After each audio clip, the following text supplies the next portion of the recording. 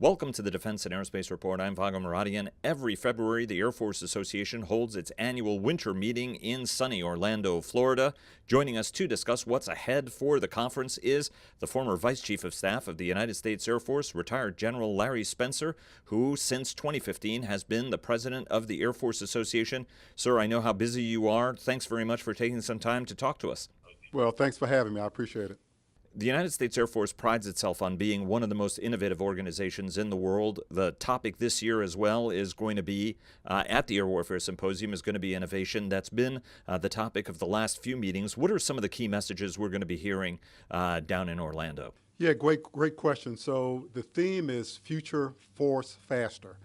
And the premise behind that is to use innovation to field systems faster, to make sure we're ready for the threat, to bring in innovators, to encourage airmen to innovate. You may be aware that the Air Force started off with thousands of folks competing their ideas. They've narrowed those down to about 6 teams.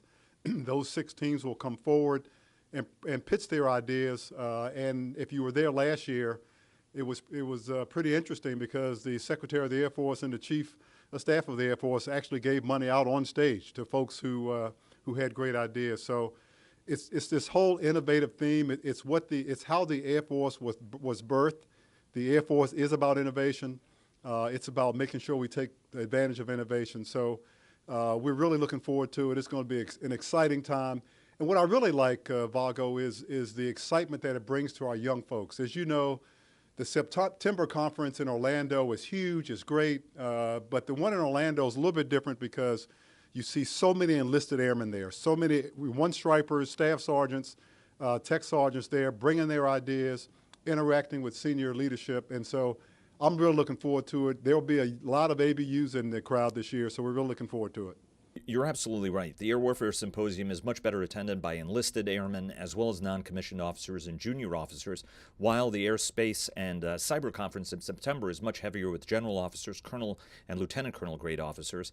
And about innovation, it was fascinating last year at the Spark Tank competition where the Chief of Staff of the Air Force, General Goldfein, endorsed some projects even before the winners were announced. To continue the theme on innovation, last year at Aerospace and Cyber, you interviewed Jeff Bezos, the Amazon CEO. This year down at Air Warfare Symposium, you're going to be interviewing another prominent entrepreneur, Mark Cuban, who is on the Shark Tank TV show, as well as the owner of the Dallas Mavericks. Why are conversations like this with people like Jeff Bezos and Mark Cuban so important in your estimation? Yeah, first of all, those conversations are great, and it's an honor for me to participate. So let me give you an interesting statistic. Last year in September, as you know, it was the largest attended conference we'd had, over 12,000 attendees. We had the Secretary of the Air Force speak, the Chief of Staff of the Air Force speak. We had the Chief Master Sergeant of the Air Force speak. We had the Vice President of the United States speak. The highest rated speaker on our program was Jeff Bezos in a crowd of speakers of that caliber. And I think it's because airmen have a hunger. They really they're fascinated, I think, by entrepreneurs like Jeff Bezos, like Mark Cuban, folks who have gone out and done it, who are now billionaires. And I think they really appreciate that innovative spirit they have, the fact that they lead large organizations, they encourage innovation, they encourage outside-the-box thinking. So it was great to interview Jeff Bezos in September. It's going to really be fun to get to talk with Mark Cuban. And in fact, not only is Mark Cuban going to participate in the Spark Tank event, as you know, he stars on the television show Shark Tank, so that'll be perfect. But he's also going to speak separately to the group as well. And we've already had folks who are attending the conference tell us how excited they are to hear him. Again, it's you know, airmen are airmen, and they focus on national defense every day. But the chance to step away at a conference to hear an entrepreneur, a person that epitomizes and lives innovation is really a thrill for them, and it'll be a thrill for me as well. What are the things that the Air Force can learn from the entrepreneurial community? And conversely, what are things that the entrepreneurial community needs to learn about working with the Air Force? Yeah, great question. Well, the first one, you know, clearly I think we all, the airmen and everyone, frankly, can benefit from learning how to push the envelope, but push the envelope in the right way. I mean, Jeff Bezos or Mark Cuban didn't become billionaires by constantly failing, but they did become billionaires by not being afraid to try and fail. And so the trick is, how do you pick those that you think have the most promise, recognizing some will fail, and telling your staff and make sure those who work around you, it's okay to fail. Keep bringing the ideas, keep coming. And I think that's good for the Air Force to understand. In a lot of cases, at least in my experience in the Air Force, there were folks who were a little bit afraid to fail because they were, oh my God, what's going to happen in my career if I make a mistake? I think listening to folks like this and seeing how they operate and how they've been successful will sort of help break that down for the entire Air Force, not just airmen, but for Air Force leadership as well, that it's okay to fail, but it's not okay not to try, and that's what we really need to focus on. So I think there'll be a large benefit there in helping our audience understand that, and that it's okay to try. You know, there is no such thing as a bad idea. The worst thing we can do is have an idea and not bring it forward. So I think I'm really looking forward to that. And frankly, the Secretary of the Air Force and the Chief, I've talked to them both. They're both looking forward to it as well. Well, sir, you joined the Air Force in 1971 and have devoted your entire life to it. And I don't think in that entire time you've managed to take a month of leave. So I don't think anybody's going to begrudge you doing that. Sure. Well, again, the good news about both the Orlando conference and the Airspace and Cyber Conference in September is they are continually growing and they're expanding, and we've had to change to accommodate that expansion. So one thing you'll notice is we've sort of rearranged the conference room, if you will, or the main area where the speakers are, to have more of a panoramic view, to bring the speaker and the audience closer together, to make it more intimate. So I think folks will like that. Something that's going to be really fun, we started last year what we called a backyard barbecue, which was really, really popular. In fact, our problem last year were we couldn't get folks to leave. It's very casual, it's outside, it's shorts. You know, it's I don't want to see you in shorts, but for everybody else, it's shorts, it's flip-flops. It's a really fun time, great food. But the big thing is you get to move around and talk to folks in a relaxed atmosphere. You've got, you know, the Secretary of the Air Force, Chief, all the four-star commanders. You've got Chief Master Sergeant of the Air Force and other chiefs. You've got airmen, you've got civilians, you've got industry, everyone there to get together in a relaxed atmosphere. By the way, we've got a maximum of 650 tickets we could sell to that event. We sold out several weeks ago, and we've got a waiting list to get in the barbecue of about 100 people. So that tells you how popular it is. And in fact, a lot of the industry folks, they started last year. We expect that to pick up. But they've now gotten into a competition. And so the industry folks, they wear their own shirt, sort of like an Hawaiian shirt style with some logo on it from their company.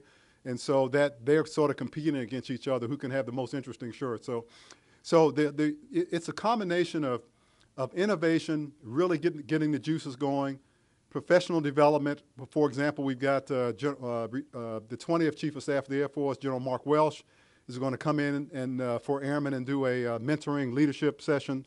So combination of work, innovation, and fun. So I think it's really going to be great. And we have done a lot of things to make sure everybody can get in, get seated.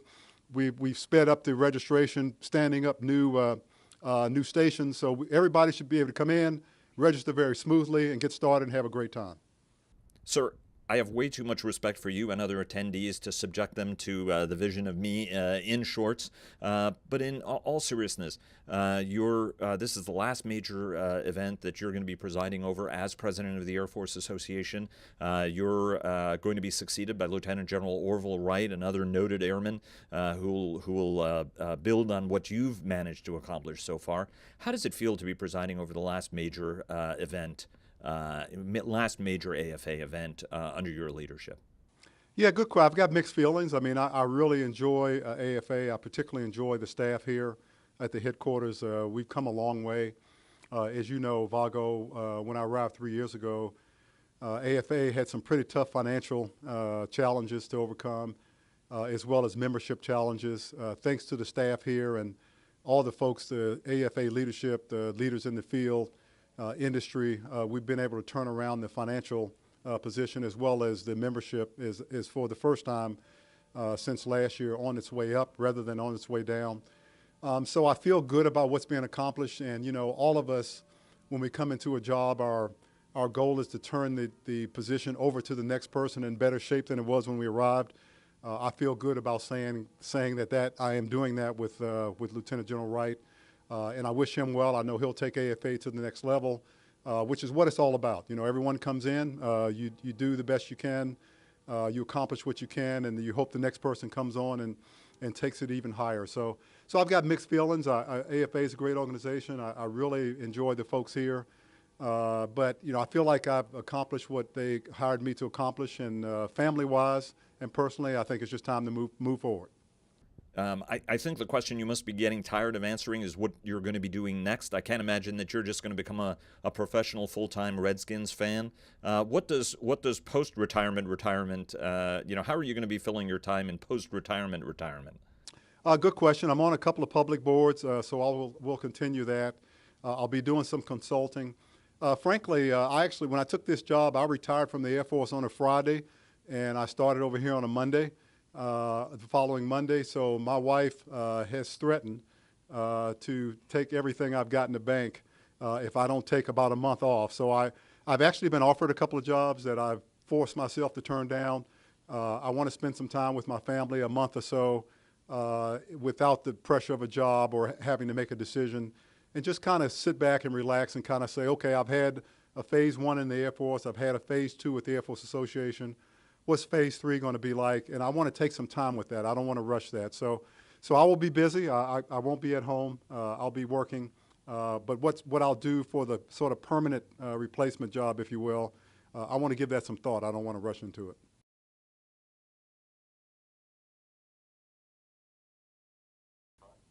Yeah, that's a good point. My wife pointed that out to me the other day.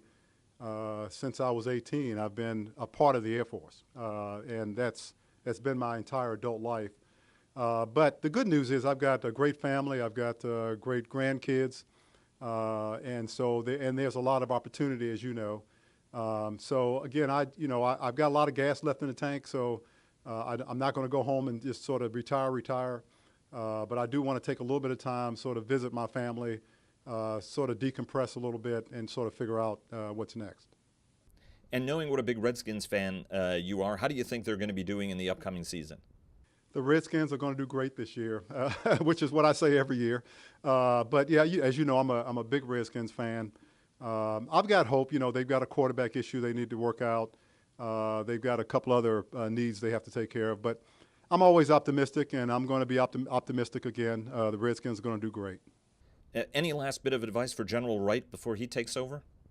No, I just congratulate Orville for being selected for the job. He's walking into a great situation. He's got a great staff, great leadership. So I wish him well. He's a great guy. He was actually my boss for a time, so I know him fairly well. And I know he's going to do great. So I just wish him well, and anything I can do to help him, I will always do that.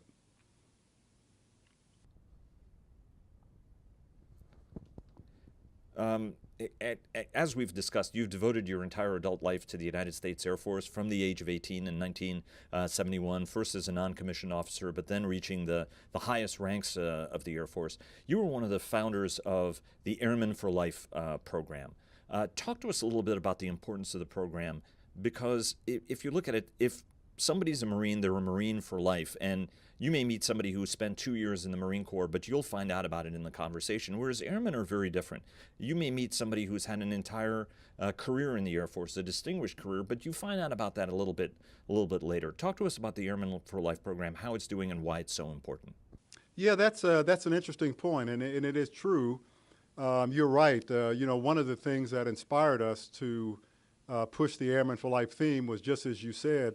You ride around the Beltway and you see someone going by in a pickup truck, and they've got U.S. Marines in the back of their, in the back window. You don't see very many, Airmen for Life or U.S. Air Force stickers on cars, and so. And you're also right, and I don't know. I think I know why that is. It's not necessarily a negative, but when you join the Marines, they really preach, and I know this because I went to Marine Corps Command Staff College for a year. They really preach you're a Marine first. or a sailor first or a soldier first. In the Air Force, what I found interesting over my career is if you meet an airman, they will generally first tell you what they do, what their job is. They will say, I'm an F-16 pilot, or I'm a cop, or I'm a civil engineer. They very seldom say first that I am an airman. And so that's what we've been trying to change. Not only that, but as they separate from the Air Force or retire, we wanted to make sure that they still have a family. So being an airman for life, AFA is that family they can join. Once you join the Air Force, you bleed blue, and that doesn't change when you leave the Air Force. And so there's a role for all of us to play in aerospace power, whether we are active duty, Guard Reserve, Civil Air Patrol, retired, or just have separated from the Air Force. The whole Airman for Life theme is a way to let everybody know we are airmen, and we will always be airmen, and we will always support aerospace power. An Air Force giant passed away recently, Lieutenant General George Muellner, retired former senior officer in the Air Force, combat veteran, test pilot, Boeing executive, former chairman of the Air Force Association, passed away tragically recently at the age of 75. Talk to us a little bit about what his legacy means to you and to the Air Force Association and to the Air Force community writ large. Yeah, I can't say enough about George Muellner. I mean, he was a model citizen. He was a model airman. He was a combat veteran. He was a staunch supporter of the Air Force Association. As you know, he was the chairman of the board of the Air Force Association. He remained active after his chairmanship was over. For me personally, George was a really strong friend, a person I trusted. I think in every job you go to, there's probably 2 or 3 mentors that you can call anytime, that you can trust, that will give you an honest answer, that will give you maybe not necessarily the answer you want to hear, but give you the answer that you really need to hear. And George Muellner was that person for me. So he will be truly missed, not only by me, but by the entire Air Force Association, by the entire Air Force and the entire nation, because the guy was truly a hero. The Air Warfare Symposium certainly will be a great opportunity to honor his legacy. That's absolutely correct, and we plan to do so. So that's sort of it's a sad subject to talk about, but one that resonates with everybody. I mean, everybody knows George Muellner, and everybody respected him, and we wish his family well. Retired United States Air Force General Larry Spencer, former Vice Chief of Staff, and for another week, the President of the Air Force Association. Sir, thank you so very much for your time. We appreciate it very much. I appreciate very much your support for our organization, and thank you for a lifelong commitment to service to the nation, to the defense of the nation. We appreciate it very, very much. Thank you, and look forward to having another conversation down in sunny Orlando. Thank you so much for having me, and thank you for all the support you've given AFA over the years.